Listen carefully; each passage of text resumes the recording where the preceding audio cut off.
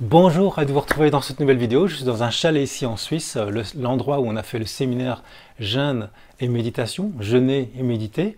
Et le thème c'était se libérer des peurs pour retrouver la confiance. Et on a fait ça 3 jours, donc hier soir c'était la finale. On a fait la fête hier soir après avoir jeûné pendant 3 jours. Et je voulais vous faire cette vidéo pour vous témoigner, vous partager un petit peu ce qu'on a fait, puis vous témoigner qu'il est possible rapidement, donc en 3 jours, de se libérer d'un grand nombre de toxines qui peuvent encombrer notre vie, qui peuvent nous pourrir la vie, nous faire beaucoup de tort. Je parle des toxines physiologiques. Notre corps est plein de toxines, plein de stress, plein de ces toxines qui viennent d'une alimentation délétère, industrielle, et puis un manque d'hygiène alimentaire, un manque aussi de mouvement. Donc tout notre stress, notre corps est plein de stress, pardon. Également les toxines émotionnelles, parce que également nous avons avec nous nous trimballons dans notre quotidien souvent des émotions, des émotions de tristesse, des émotions de colère, des émotions de peur, on a de l'anxiété, on a un fond d'anxiété par exemple. Tout ça, on peut s'en débarrasser. Puis une troisième type de toxine, c'est les toxines mentales. Terribles les toxines mentales, parce que les toxines mentales génèrent des toxines émotionnelles. Les toxines mentales, c'est la pensée négative, c'est la rumination constante, la cogitation. C'est aussi, si on va plus loin dans l'inconscient, les croyances limitantes sur ce qu'on croit être. Ce qu'on ne croit pas être, on croit qu'on n'est pas intelligent, on croit qu'on est limité, on croit qu'on n'a pas de chance, on croit ceci, on se considère comme une victime. Donc tout ça en fait nous empêche au final d'être heureux et d'être nous-mêmes. Et ce qu'on a fait dans ce séminaire, c'était extraordinaire. À la fin de la vidéo assez courte, je vous mettrai des extraits de ce séminaire, comme ça vous voyez à quoi ça ressemble. C'est la deuxième formule, la deuxième fois que je fais ce séminaire avec cette formule. Vous montrerez quelques interviews de personnes qui l'ont fait pour vous montrer que c'est possible de se libérer en 3 jours d'un grand nombre de toxines mentales, émotionnelles et physiologiques. Et je vous mettrai également quelques photos du lieu parce que c'est un lieu magnifique où on est ici. Et on est ici on est dans le Valais en Suisse. C'est paradisiaque, c'est un des plus beaux endroits sur Terre. Et donc ce que je voulais vous partager surtout, c'est que déjà en jeûnant, ce qu'on peut attester, vous verrez les témoignages, des gens qui n'ont jamais jeûné, peuvent jeûner 3 jours et même plus. Il y a des gens qui ont fait 4 jours, qui ont déjà jeûné la veille, et être en très bonne forme, en pleine forme, parce qu'en fait on met le corps au repos, et quand on met le corps au repos, le corps peut enfin mettre son énergie pour autre chose, c'est pour nettoyer. Donc on va se régénérer. Alors si on a beaucoup de toxines, ça peut être un peu fatigant le premier, deuxième jour, et puis après l'énergie revient. Et la preuve, c'est que nous ici, dans ce cadre magnifique, on a fait des marches de 4 heures en montée, dans la montagne, chaque jour.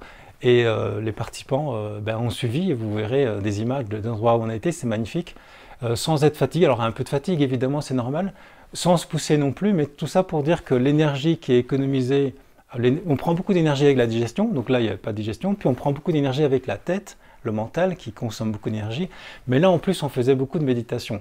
Donc ce qui fait qu'il y a beaucoup d'énergie qui est économisée pour se nettoyer, et puis pour bouger, pour se promener.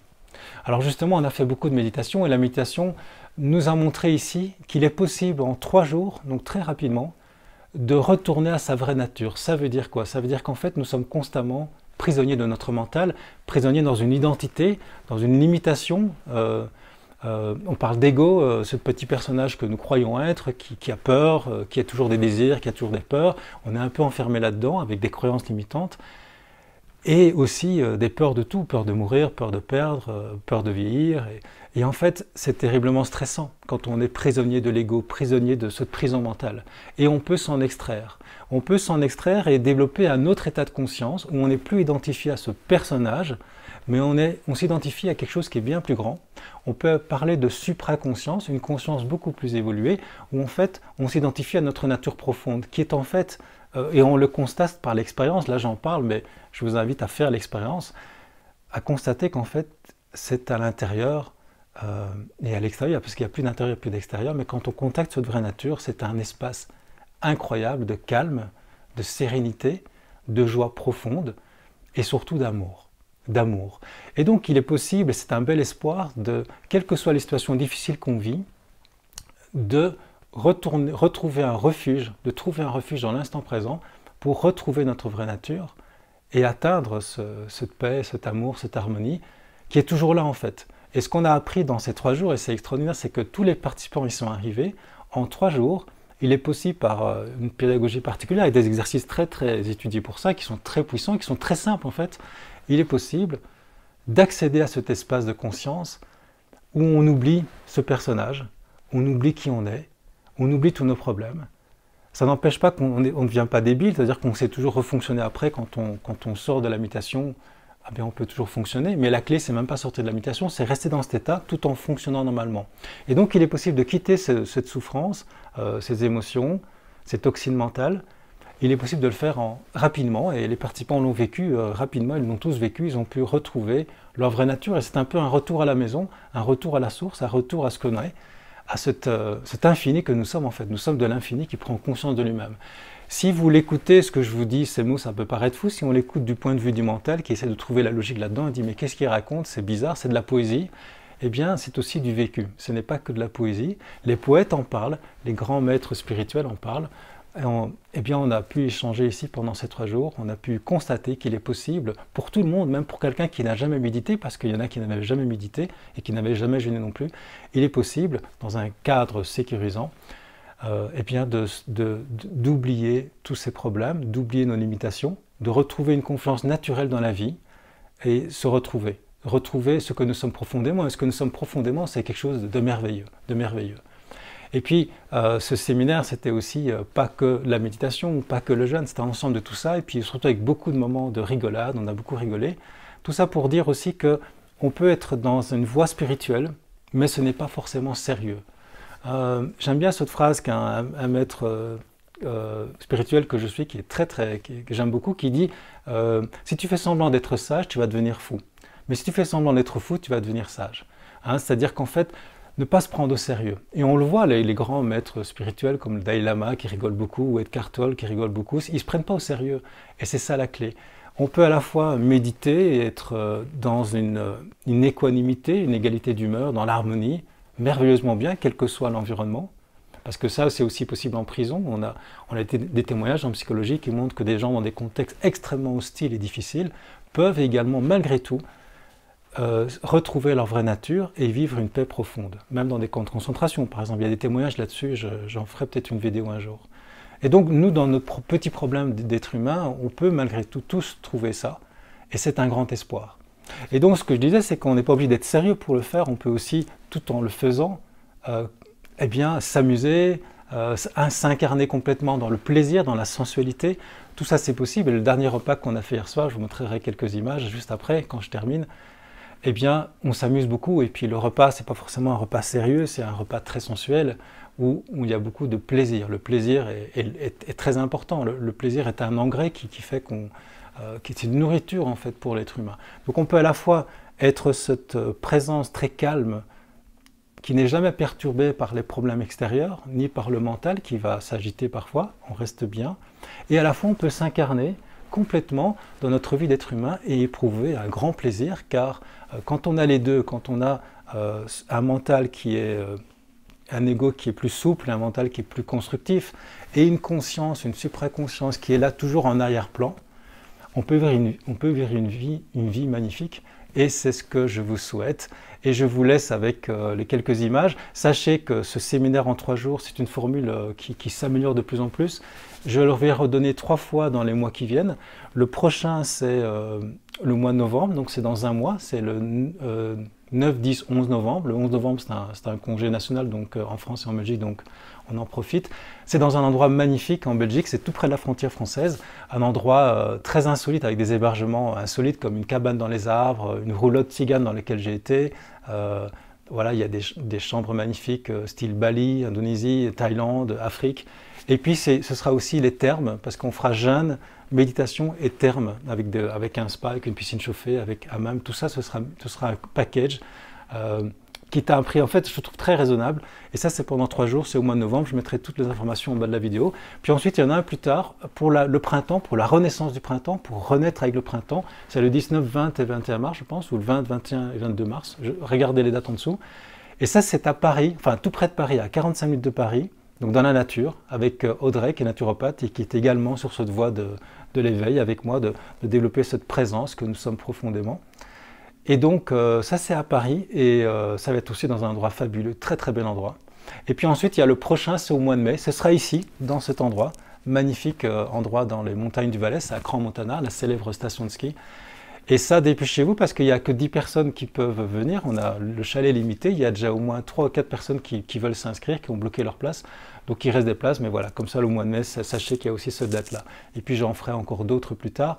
Mais voilà, surtout ce que je voulais dire, c'est qu'au travers de cette vidéo, c'est qu'il est possible, il n'y a pas besoin de faire des années de méditation. Tous les participants qui sont arrivés, on peut tous retrouver cette paix profonde à l'intérieur qui est toujours là. C'est juste qu'on a tendance à oublier qui nous sommes profondément, car nous sommes tellement hypnotisés par ce mental que, en fait, on s'oublie un petit peu. On oublie qui nous sommes profondément. On est hypnotisé comme dans un film. Je vous laisse avec ces images et au plaisir de vous retrouver dans une prochaine vidéo. Premier jour de jeûne, ici à Minana. Première balade, avec un super groupe qui a jeûné déjà depuis 2 jours. Un jour ou 2, ça dépend des personnes. Ils ont l'air en forme, hein. Souriants.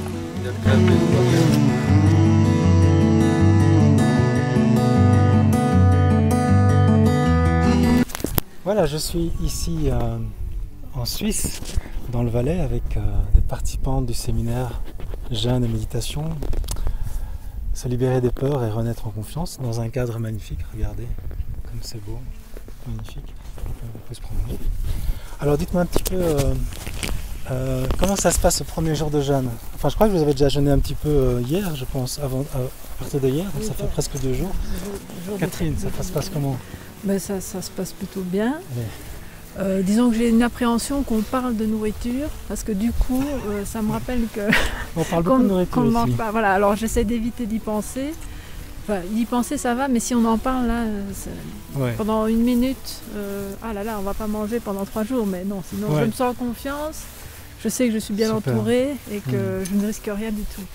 Et on a vu que d'ailleurs, le corps il est en autophagie. Quand on jeûne, ça veut dire que le corps se nourrit des bactéries, des cellules endommagées, des cellules graisseuses. Donc tout va bien. Tout va bien. Et la méditation, comment ça se passe? C'est très bien et on teste plusieurs façons de faire, d'autres pour lesquelles je suis plus ou moins réceptive.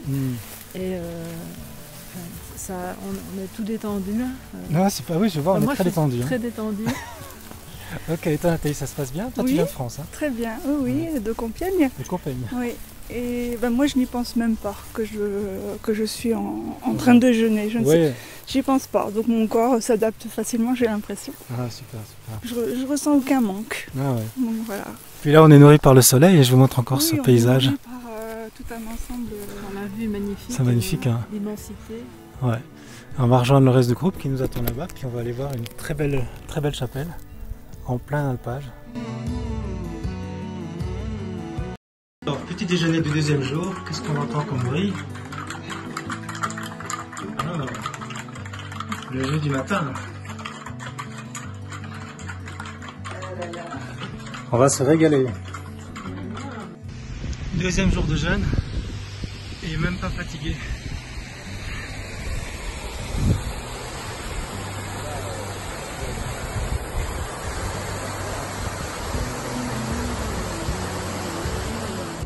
Alors, 2e jour de jeûne, ça se passe très très bien.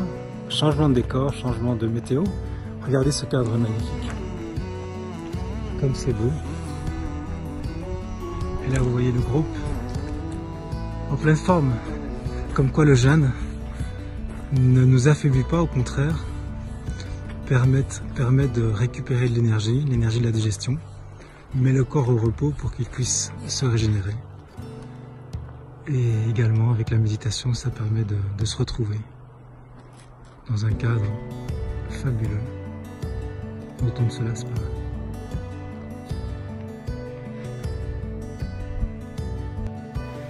Alors, 2e jour de jeûne, je suis avec un des participants, David, qui vient de Belgique, hein, voilà. Liège. Et dis-moi un petit peu comment ça se passe, je vais tenir le téléphone comme ça. Comment ça se passe ce jeûne? Alors, ça fait 2 jours de jeûne déjà. Comme vous pouvez voir, j'ai la pêche, la patate, la banane. Ici, dans les montagnes suisses, on ne peut pas mieux rêver comme cadre. Vraiment, c'est fabuleux. Il y a des torrents, il y a des petits ponts. C'est vraiment... Alors là, je ne m'étais pas imaginé ça quand même. C'est vraiment super. On a été voir une cascade aussi. On a été voir la cascade, oui. Il paraît que tu as fait quelque chose de comique, mais qu'on ne dira pas à la caméra. Ça ne regarde personne. Attention au petit muret. Et alors on démarre la journée par de la méditation, on commence la journée par un super bon petit jus d'abord, ça c'est important parce que ça nous met... c'est super serré ici, ça... il y a le vide ici. Oui, ça ne pas tomber. Et non vraiment, je ne m'attendais pas à ça en fait, j'allais pour moi un petit peu en mode privé, ressourcement personnel et on ne s'attend pas à ce qui est... c'est un bonus quoi, je veux dire, je suis sûr de repartir avec vraiment quelque chose de plus complet pour moi, quoi, parce que une espèce de transformation personnelle, quoi. Comment tu trouves les cours où on parle de méditation, de se retrouver, comment tu as vécu ça? Alors moi ça m'a un petit peu chamboulé ce matin, je vous avoue, parce que justement je me suis retrouvé bien profond en moi, parce que Eric nous fait voyager dans l'inconscient. Surtout au-delà du mental, hein. L'idée c'est aussi de se retrouver tout à fait. Notre nature profonde au-delà de notre mental. Oui, travailler le lâcher prise, vraiment, c'est faire le vide, faire le point un petit peu dans sa vie, mais surtout avec quelque chose de très professionnel. Moi, c'est ça que j'adore. On n'est pas dans une pièce randonnée, on est dans un encadrement professionnel avec Eric Romac, que tout le monde connaît, et avec son acolyte aussi, Jean-Marie, qui est très chouette aussi. Donc, voilà. Et comment se passe le logement dans le chalet? Alors le logement, moi je suis le seul homme au milieu des femmes, donc on va pas trop se plaindre, hein, c'est pas trop mal. Non, chalet, feu de bois, vue sur les montagnes, on peut pas rêver mieux. Super. On va vous laisser, on va rattraper le groupe qui a pris ce chemin, comme vous voyez. Merci David. Merci Eric.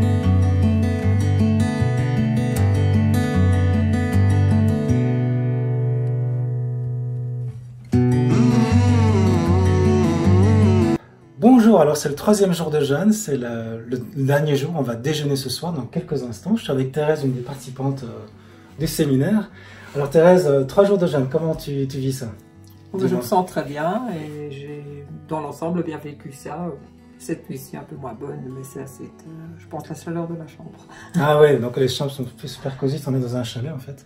Et dis-moi Thérèse, qu'est-ce que tu as le plus apprécié dans le séminaire? Parce qu'il y avait plein de choses, il y avait des randonnées, il y avait des enseignements sur la méditation, il y avait des balades. J'ai énormément apprécié les randonnées. Maintenant, les méditations, c'était aussi super. Et les informations sur la méditation, c'est aussi... Qu'est-ce que tu retiens le plus des méditations, de l'enseignement sur la méditation? L'ouverture vers l'univers, vers la conscience et vers soi-même. Voilà, on a beaucoup développé la conscience qui n'est pas le mental, qui n'est pas ce qu'on croit être, qui est un état qui est en dehors du mental, la supraconscience. Et là, tu te sens comment pour aborder ce repas de déjeuner? Je me sens bien, mais voilà, je ferai encore bien. Tu aurais pu faire plus. Oui. Comme quoi, vous voyez, on peut jeûner plusieurs jours et être en pleine forme. Hein, on a marché beaucoup hier, on a marché 4 heures. Et, le premier jour, on a marché 3 heures, 4 heures aussi. Oui. Et hier, on a vécu vraiment une super journée. Ouais, on était à 2200 mètres, hein, je pense. Quasiment 2200 mètres et on a vraiment retrouvé mon âme d'enfance en courant dans les montagnes. Génial.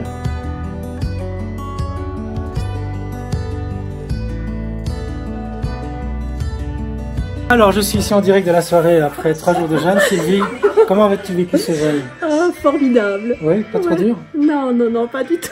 Qu'est-ce que tu as le plus aimé? Le bouillon? Le bouillon? Ah, le bouillon, le jus du matin, la cascade. Ah ouais. Comment oublier la cascade? Ok. Voilà. Et le repas, c'était comment? Oh là là, le repas. On vient de terminer le repas, c'est extraordinaire. Ah, génial. Et la méditation? Je n'ai pas de mots.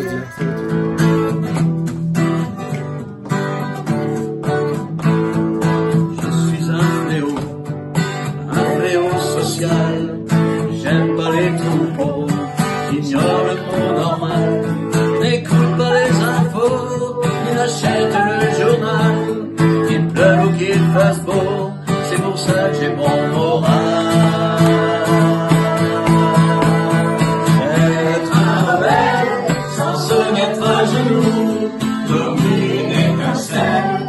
Ce monde de fou, être un rebelle sans se mettre à genoux, comme une étincelle dans ce monde de fou.